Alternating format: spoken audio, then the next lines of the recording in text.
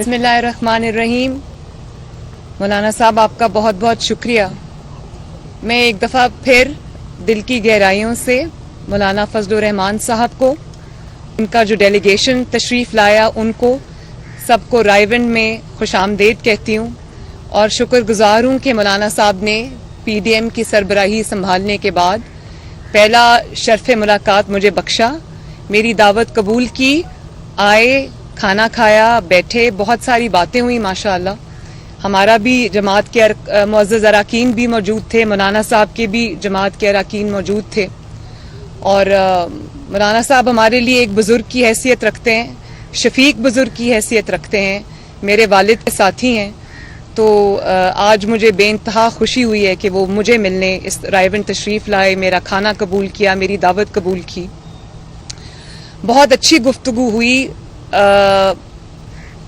لمبی گفتگو ہوئی، اچھی نشست ہوئی،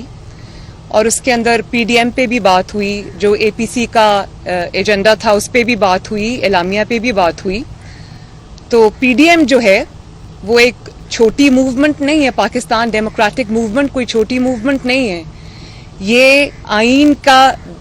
کا دفاع کی موومنٹ ہے، عوام کے حق کے حکمرانی کے دفاع کی موومنٹ ہے، ووٹ کی عزت اور ووٹ کی حرمت کی دفاع کی موومنٹ ہے، اور پاکستان کے عوام جو آج بھوک سے، مہنگائی سے، لاقانونیت میں پس رہے ہیں، یہ ان کا بھی مقدمہ ہے. اور نہ صرف یہ پاکستان کے عوام کا مقدمہ ہے بلکہ ان کا ووٹ جو 2018 میں چوری ہو گیا تھا، پی ڈی ایم یہ وہ مقدمہ بھی ہے، وہ لڑے گی انشاءاللہ. اور آپ دیکھتے ہیں کہ آج معیشت کا جو حال ہے، کل کے مناظر دو میڈیا نے اس کو دکھایا نہیں ہے لیکن حیران کن مناظر تھے، کس طرح ہزاروں کی تعداد میں، کبھی میں نے اتنی بڑی تعداد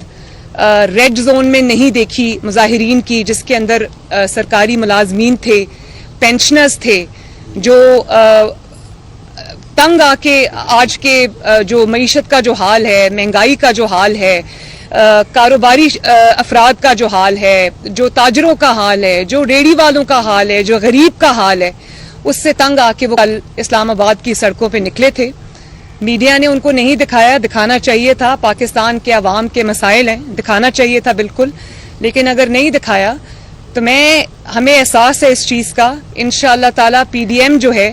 وہ ان کا بھی مقدمہ لڑے گی، عوام کا مقدمہ بھی لڑے گی، مہنگائی کا مقدمہ بھی لڑے گی، لاقانونیت کا مقدمہ بھی لڑے گی، اور پاکستان میں جو بنیادی اور آئینی حقوق معطل ہیں، میڈیا پہ جو پریشر ہے، جوڈیشری پہ جو پریشر ہے، اداروں پہ جو پریشر ہے، پی ڈی ایم اس کا مقدمہ بھی لڑے گی. تو یہ جو جب نواز شریف یا اپوزیشن کے جب لیڈر یہ بات کرتے ہیں،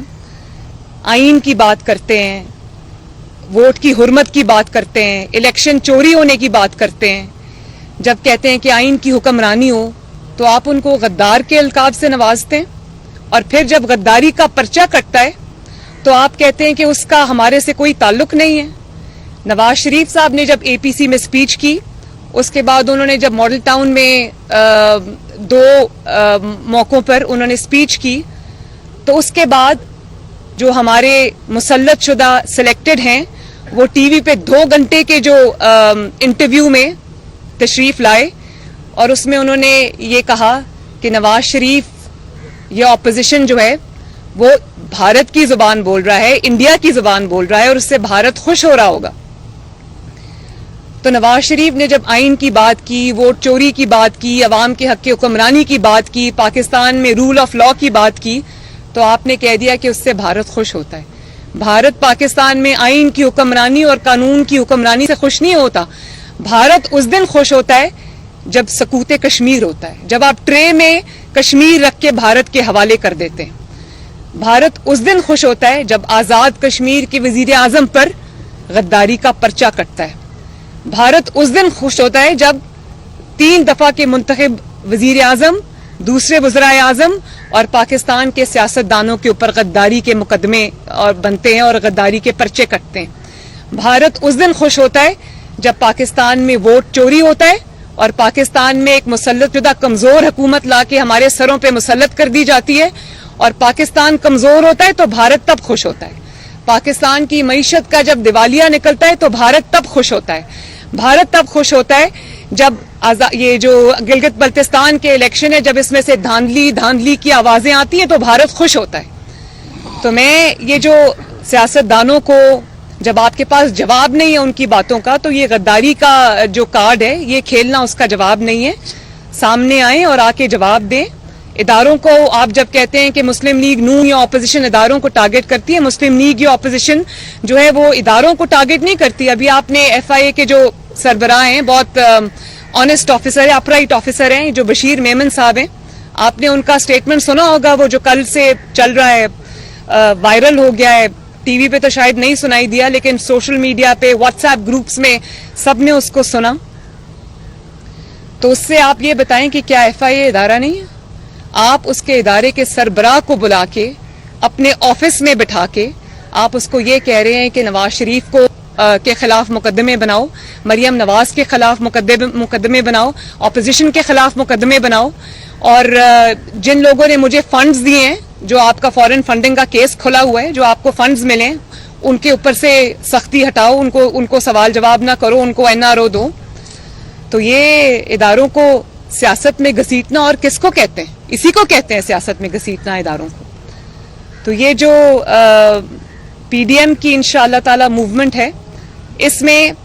ہم یہ والا مقدمہ بھی لڑیں گے۔ اداروں کو آپ نے کس طرح استعمال کیا، اداروں کو آپ نے کس طرح اپنی سیاست کے لیے استعمال کیا، ان کو سیاست میں گھسیٹا، ان کو داغدار کیا، ان کو عوام کے بالمقابل لا کے کھڑا کیا، یہ تو ایک ناک عاقبت اندیش دوست کر سکتا ہے، یہ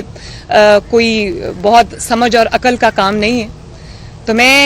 اور یہ جو گجرانوالہ میں آج جلسے پہ بات ہوئی، مولانا صاحب تشریف لائیں گے، مجھے بہت خوشی ہے کہ گجرانوالہ میں انہوں نے دعوت قبول بھی کی، تشریف بھی لائیں گے، پی ڈی ایم کا جلسہ ہے،